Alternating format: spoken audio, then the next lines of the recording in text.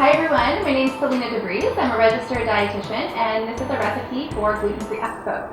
So we're going to be making avocado pasta. So the first thing we're going to get started with is our noodles. We're going to get those going. Now I love using a bean-based noodle because they're exceptionally high in fiber and protein, so it makes it a full meal deal. Let's go ahead and get these meals started.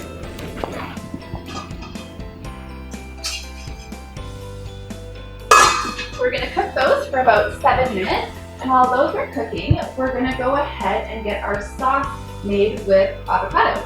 So avocado is a very neutral flavor and it's very creamy, so it makes an awesome base for a pasta sauce. But because it's really neutral in flavor, we need to add a ton of flavor to amp up the flavor in the avocado sauce. So that's what we're going to do today. We're going to put the avocado in our blender. So we want to use a really strong blender for this.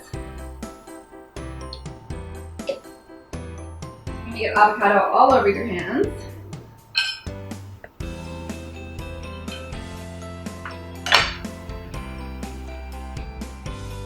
We want 2 avocados.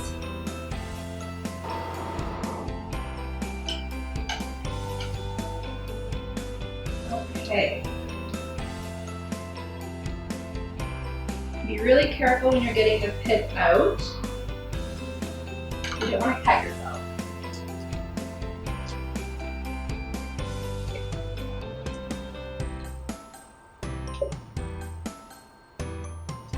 And try to use a really ripe avocado because that's going to give you the most creamy flavor. Then we're going to add lots of flavor to this. We're going to put in some lemon zest, lots of basil, some garlic, more basil, pack it right in there, and some lemon juice, a little bit of olive oil, and then we definitely need some salt.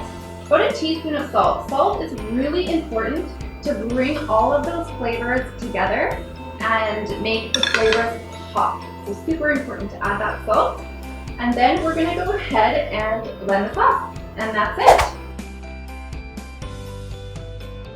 Okay, so now that we have our pasta noodles, we're just going to go ahead and toss that with the sauce. You want the avocado sauce to be nice and thin so that it coats the noodles.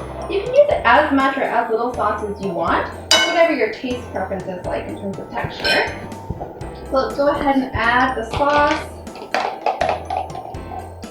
Start with that much, and then toss that with the noodles.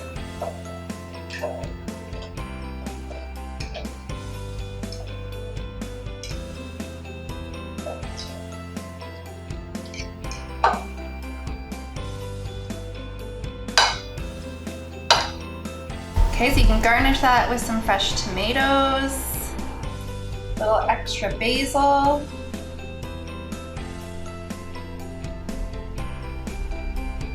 and if you want, add some fresh Parmesan cheese on there to really make the flavors pop. And that's it, dinner's served. So if you've been newly diagnosed with celiac disease, there's definitely some things you need to know. So cross-contamination in the kitchen is really important, and cross-contamination in the grocery store is also really important. So some easy things to avoid in the grocery store would be those really cheap, delicious bulk bins. You want to stay away from those because that scoop could have been used in a different scoop that might have had gluten in it. Another cross-contamination site in a grocery store might be the meat cutter. So if you're ordering meat from the deli, that meat cutter might have cut meat previously that had gluten in it. And last but not least, the other place that could be contaminated with gluten are those deli soups. If they're using a thermometer in like a chicken noodle soup and then putting that same thermometer in a gluten